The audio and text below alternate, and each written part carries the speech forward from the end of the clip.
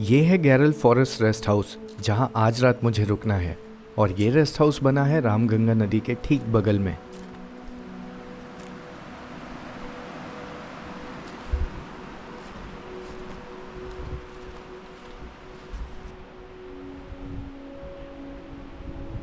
ये Jim Corbett के घने जंगल के बीचों बीच है, इसलिए और दूसरे रेस्ट हाउस की तरह इसको भी बिजली की तारों से घेरा गया है ताकि कोई जानवर इसके अंदर ना आ सके।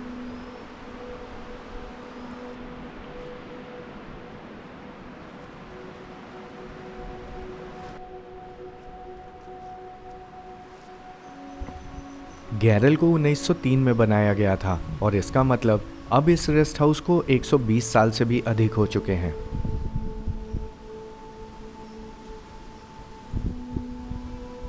और ये रेस्ट हाउस बाकी रेस्ट हाउस से रामगंगा नदी के सबसे पास है और यहीं से रामगंगा नदी जिम कॉर्बेट पार्क में प्रवेश करती है।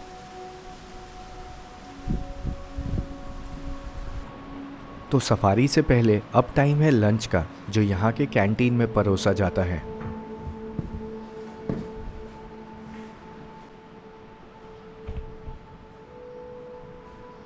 तो सफारी स्टार्ट होने में अब बस 15 मिनट ही हैं और हमें जल्दी से अब लंच करके सफारी के लिए भागना है।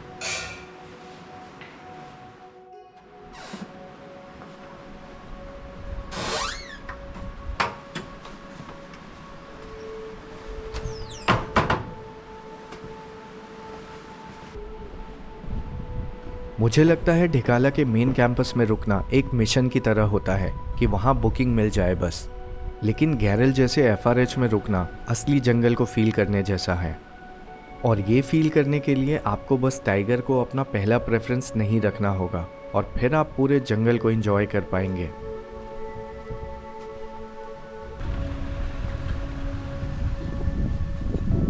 और अब शुरू होती है मेरी इवनिंग सफारी, जिसमें मुझे फिर से ढिकाला के मेन कैंपस के आसपास के जंगल तक जाना है।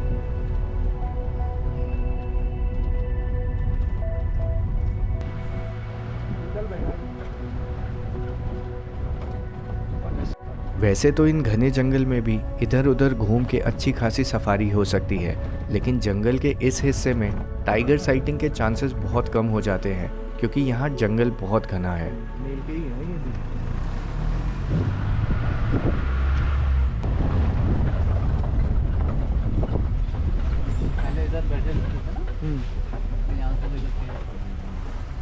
अरे हाँ, वाह, नाइस।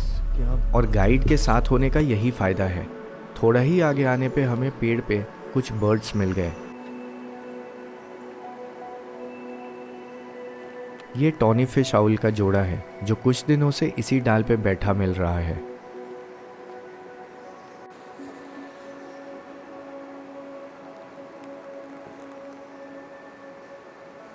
टॉनी भूरे नारंगी रंग को कहते हैं जो इस उल्लू में पाया जाता है, और फिश आउल उन उल्लुओं को कहते हैं जो मुख्यतः मछलियों का शिकार करते हैं। फिश आउल प्रजाति में इस उल्लू को सबसे आकर्षक माना जाता है। ये नदी के किनारे बैठे मिल जाते हैं और अंधेरा होने पे मछलियों का शिकार करके खाते हैं।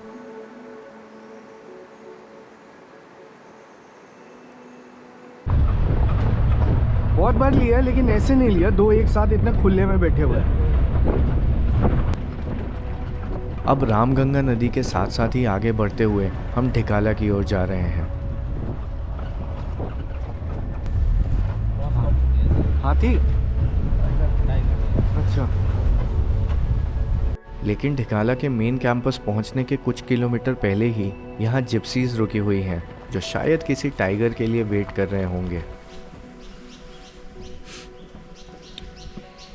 पूछने पे पता चला कि थोड़ी देर पहले यहाँ किसी ने एक टाइगर को देखा था और अब हम सब उसके लिए रुक गए।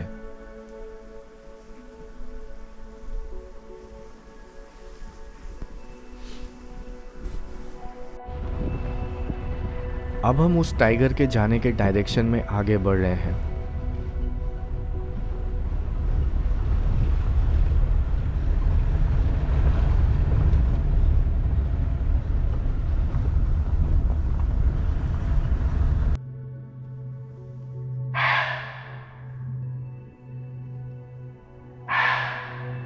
और यहाँ अचानक से एक बार्किंग डियर की अलार्म कॉल चालू हो गई।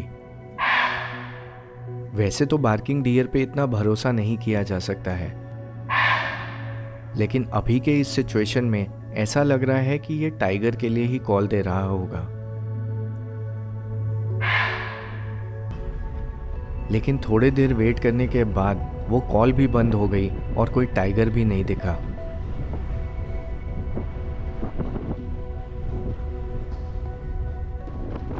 तो अब हम फिर से ढिकाला कैंपस तक जाने के लिए आगे बढ़ रहे हैं। ढिकाला ग्रासलैंड से ठीक पहले 3 किलोमीटर का ये घने जंगल का रास्ता सबसे सुंदर माना जाता है और ग्रासलैंड से होते हुए ये आ गया ढिकाला का मेन कैंपस।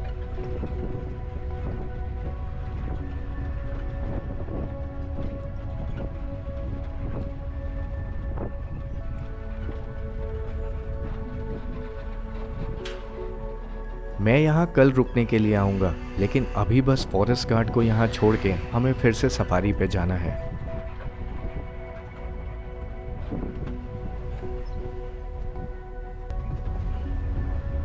और वहाँ से सीधा अब हम कैंपस के पास नदी के किनारे वाली सड़क पे आ गए हैं, जहाँ हमें कुछ हाथी दिख गए। बस लगा दो। और जिम कॉर्बेट में ढिकाला अपने इसी सुंदरता के लिए प्रसिद्ध है। जंगल में टाइगर को देखना तो हम सबको अच्छा लगता है, लेकिन मुझे पर्सनली हाथियों को जंगल में देखना भी उतना ही अच्छा लगता है।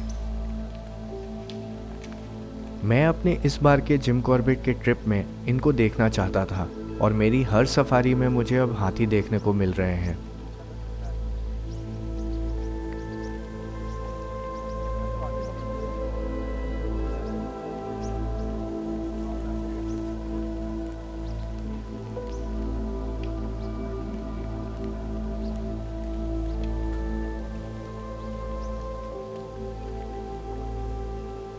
कुछ दिनों के बाद यहाँ और भी हाथी माइग्रेट करके आ जाएंगे, जिनमें बड़े बड़े दांतों वाले मेल भी देखने को मिलेंगे।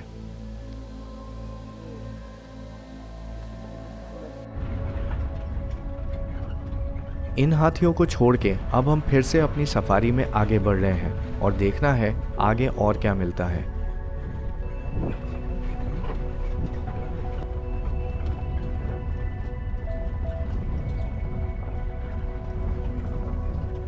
और इतने देर बाद हमें एक और जिप्सी दिखी, जिस पे बैठे लोग नदी के किनारे कुछ देख रहे हैं।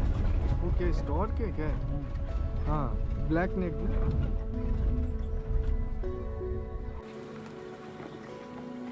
यहाँ एक ब्लैक नेक्ड स्टॉक यानी काले गर्दन वाला सारस है, जो अभी पानी में खाने की खोज कर रहा है।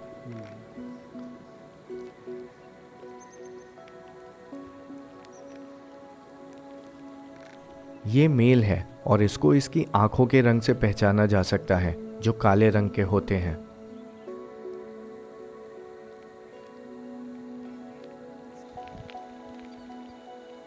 और वहीं थोड़ी दूर ये फीमेल है, जो अभी आराम कर रही है। फीमेल के आंखों का रंग पीला होता है। वैसे तो इनको मैंने नोएडा में भी फिल्म किया है, लेकिन यहाँ फिर से इन्हें देख के अच्छा लगा। और वहीं कुछ दूर नदी पार करते हुए ये सांबर डियर का झुंड दिख गया।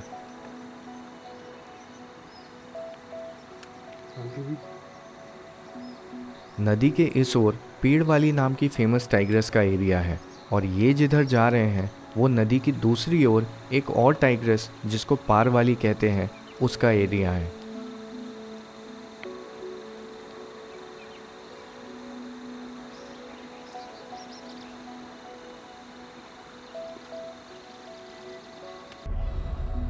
अब धीरे धीरे धूप गायब हो गई है और ठंड भी बढ़ती जा रही है।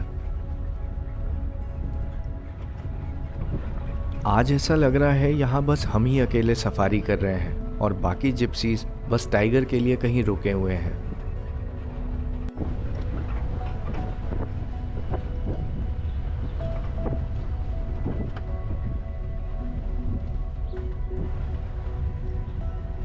और वापस गैरल जाते जाते हमें फिर से उसी जगह पे कुछ जिप्सीज दिख रही हैं जहां बार्किंग डियर की अलार्म कॉल हुई थी।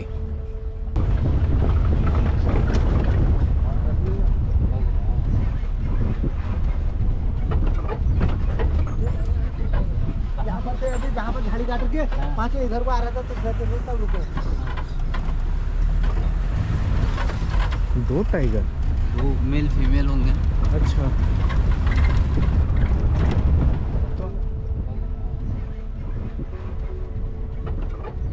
और अब समझ आया कि बाकी जिप्सीज कहाँ गायब थी। वही वही पहुंचा होगा पीछे से। हाँ हाँ। यहाँ थोड़ी देर पहले 2 टाइगर्स को देखा गया था जो अभी भी यहीं अंदर हैं और शायद मीटिंग में हैं। तो सफारी का टाइम ओवर होने वाला है और हमें वापस गैरल भी जाना है। तो अब बस इसी टाइगर के लिए हम थोड़ा वेट कर रहे हैं। कितनी देर में निकल गया था यहाँ से? बैठे हैं अंदर बैठ गया।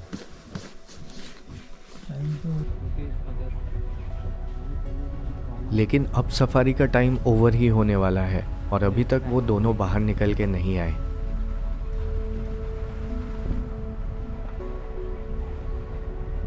ना चाहते हुए भी हमें अब यहाँ से जाना पड़ रहा है क्योंकि गैरल पहुँचने में हमें थोड़ा अधिक समय लगने वाला है। अभी तो हम गैरल के लिए वापस जा रहे हैं, लेकिन अब प्लान ये है कि कल सुबह की सफारी में सबसे पहले हमें वहीं जाना है जहाँ वो टाइगर्स दिखे थे, क्योंकि अगर वो टाइगर्स मीटिंग में हैं तो वो बहुत अधिक दूरी तक नहीं जाएंगे।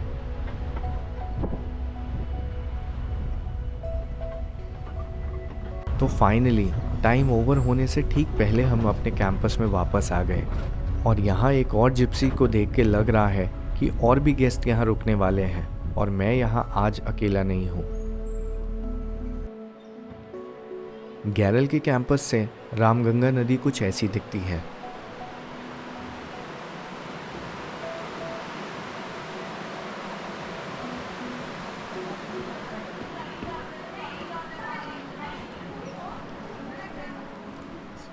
और ये सामने वीआईपी रूम्स हैं जिसको ऑनलाइन बुक नहीं किया जा सकता है।